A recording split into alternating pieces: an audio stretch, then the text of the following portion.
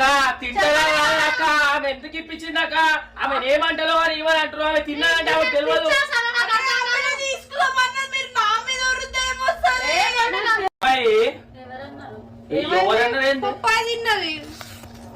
ఇచ్చిదేంగిందా మీకేమన్నా ఫోర్సబుల్ గా తెచ్చుకోవాలి ఏమేమో నాకు ఫోర్సబుల్ గా పప్పాయి నిజంగానా